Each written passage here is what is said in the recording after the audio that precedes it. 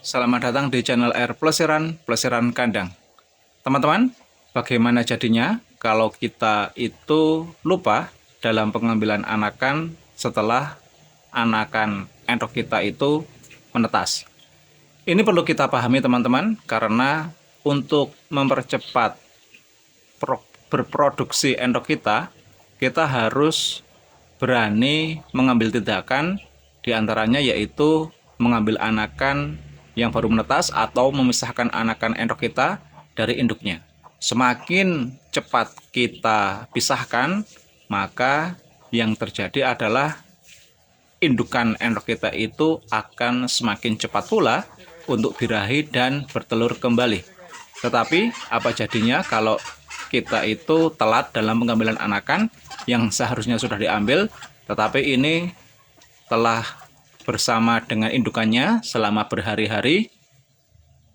Kesulitan-kesulitan apa yang akan kita alami ketika kita mengambil anakan secara paksa dari indukannya? Simak video ini sampai akhir durasi, hanya di channel R Plesiran Kandang. Oke teman-teman, sebelum kita memulai pembahasan, saya akan menunjukkan keuntungan dari beternak entok. Salah satunya adalah ya ini.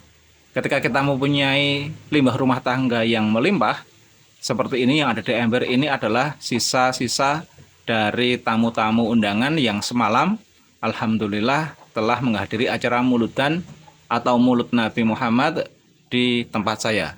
Jadi ini sisa-sisa saya kumpulkan. Semalam saya mendapatkan satu bak besar, dan ini sisanya, yang selebihnya sudah saya berikan pakan kepada entok saya tadi pagi. Jadi itulah salah satu keuntungan kita ketika beternak entok, jadi limbah rumah tangga tidak akan terbuang sia-sia. Oke teman-teman, kembali ke pembahasan. Kesulitan kita di dalam memisahkan anakan entok kita bersama indukannya itu kalau kita telat lebih dari 3 hari. Karena apa? Ketika entok kita mengeram dan menetas, setelah entok kita itu turun dari tempat mengeramnya, itu sebenarnya hal yang sangat berisiko ketika kita ingin memisahkan anakan entok kita dari indukannya. Karena apa? Tingkat stres indukan kita itu pasti akan lebih tinggi. Tetapi ini perlu kita beri tindakan ketika kita ingin mempercepat produksi indukan entok kita semakin cepat. Jadi hal apapun perlu kita lakukan, tetapi perlu dengan pemikiran yang matang. Oke teman-teman, waktu yang tepat dalam pengambilan anakan entok seharusnya itu sebelum entok kita itu turun dari tempat mengeramnya bersama anak-anaknya. Jadi maksimal itu 2 hari. Ketika kita sudah melihat ada entok yang menetas, kita raba, kita tunggu 2 hari, itu pasti nanti beberapa telur yang belum menetas akan menyusul untuk menetas. Nah, ketika sudah kering, dinilai sudah kering, baru kita ambil. Itu entok betinanya pasti tidak akan memberikan perlawanan yang serius. Tetapi kalau kita sudah terlanjur lama dalam pengambilan anakannya, lebih dari 3 hari, yang terjadi adalah seperti ini. Saya berada di tempat entok saya itu diumbar. Ini sangat berisiko ketika kita membiarkan entok kita ini jalan-jalan bersama anak-anaknya. Kebetulan ini ada 10 mintian, 10 anakan entok yang menetas dari 11 butir. Karena apa? Bahayanya adalah di sini kan banyak entok-entok dewasa yang lain saya campurkan menjadi satu. Ini bisa keinjak teman-teman. Ataupun ketika ini anakannya sudah berusia 4 hari atau sampai 5 hari, anakan ini pasti akan diajak jalan-jalan muter-muter kandang dengan indukannya. Jadi indukannya itu kan sudah dewasa ya. Ketika jalannya terlalu cepat, maka anak-anak ini bisa ketinggal, mindian kita ini bisa ketinggal, atau mindian kita itu kelelahan karena luas dari kandang umbaran itu sebenarnya fisiknya mindian kita atau fisik entok kita itu yang masih anak-anak atau yang masih di bawah umur 1 minggu itu belum kuat. Jadi mudah lelah dan yang akhirnya nanti bisa mati.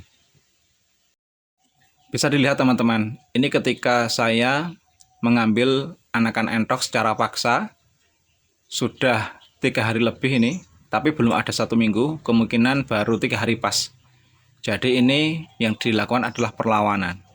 Sangat-sangat sekali bukan perlawanan dari indukannya ini, karena ini sudah insting dari indukan. Ketika ada bahaya yang mengancam anak-anaknya atau mintiannya, ini yang dilakukan adalah menyerang balik terhadap sesuatu yang dinilai berbahaya atau membahayakan. Tapi tidak masalah, kebetulan ini endoknya kecil ya indukannya, jadi tidak terlalu sakit ketika diserang oleh indukan ini. Oke teman-teman, ketika kita sudah mengambil anakannya, yang perlu kita persiapkan sebelum pengambilan anakan yaitu adalah mempersiapkan kandang. Bisa dilihat kandang ini tidak terlalu besar ya, tidak terlalu lebar maksudnya, tetapi ini saya buat tinggi. Karena apa? Ketika kandang ini tinggi, panjang ke atasnya itu lebih dari 70 cm, jadi yang keuntungan yang kita peroleh adalah sirkulasi udara ini akan tetap terjaga. Perlu dipahami teman-teman, untuk alas kandangnya ini menggunakan bambu cukup ya.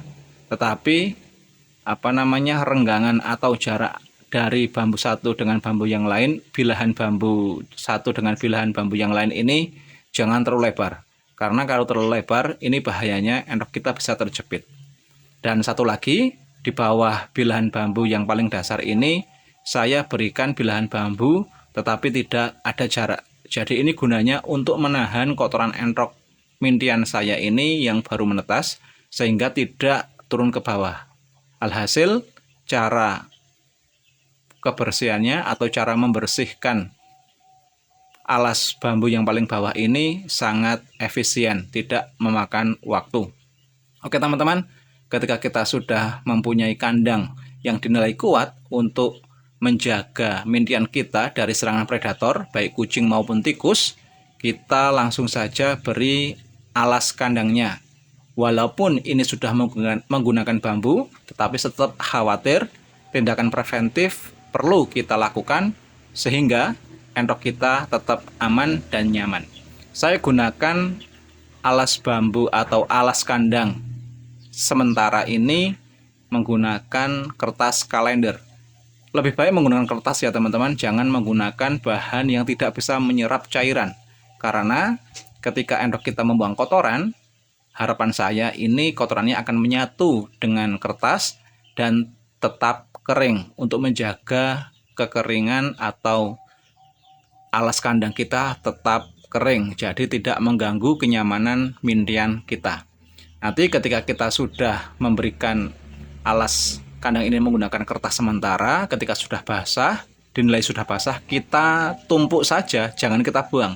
Kita tumpuk sampai endok kita itu sudah siap untuk dipindah kandangkan ke kandang yang lebih lebar. Seperti itu teman-teman. Nah, ketika kita sudah mempunyai kandang yang tidak terlalu lebar, ini menjaga agar pergerakan mintian endok kita ini tidak over. Jadi entok yang seharusnya baru menetas itu kan tidak boleh terlalu capek, harus dijaga geraknya supaya ini fisiknya tetap terjaga. Yang dibutuhkan adalah ketersediaan air minum dan pakan. Dalam penyediaan pakan untuk entok yang masih di bawah umur 3 minggu atau untuk entok yang masih di bawah umur 1 mingguan, bukan 3 minggu ya, kalau 3 minggu ini terlalu sudah dewasa, ini sudah besar. Kalau entok kita masih di umur 1 minggu ke bawah, itu alangkah baiknya tidak menggunakan wadah pakan, tetapi kita cukup sebarkan pakan pabrikan kita, ataupun pakan maggot kita, ataupun pakan hewan-hewan kecil yang lain.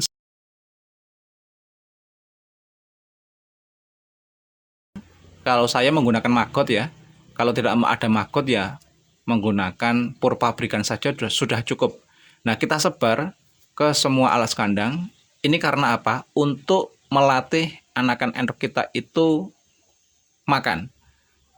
Tanpa latihan, endok kita walaupun sudah instingnya bagus, tetapi kalau langsung diberikan ke tempat wadah pakannya, yang dikhawatirkan endok kita belum tahu di mana tempat pakan yang ada yang kita sediakan, dan hasil endok kita itu tidak makan, lemas dan mati. Jadi ini cukup efisien teman-teman. Nanti peralihan ketika pakan diberikan ke wadah pakan atau ditaruh di wadah pakan yang disediakan itu sedikit demi sedikit supaya endok kita itu paham terlebih dahulu. Gitu ya teman-teman ya. Ini sangat mungkin terjadi di kandang teman-teman ketika ada kesibukan-kesibukan. Bahkan kita itu kadang tidak paham endok kita itu sudah menetas atau belum. Tahu-tahu endok kita itu sudah turun dari tempat mengeramnya dan membawa anak-anaknya itu keluar dari kandang. Ini sangat bahaya untuk keselamatan minion kita karena di kandang itu tidak ada predator, tetapi ketika sudah keluar kandang ini bahaya. Kemungkinan endok kita itu bisa terjebur di sumur atau diserang oleh hewan lain seperti ayam jago ataupun keinjak-injak oleh koloni endok yang lain yang lebih dewasa, ataupun endok kita akan kelelahan dan mati.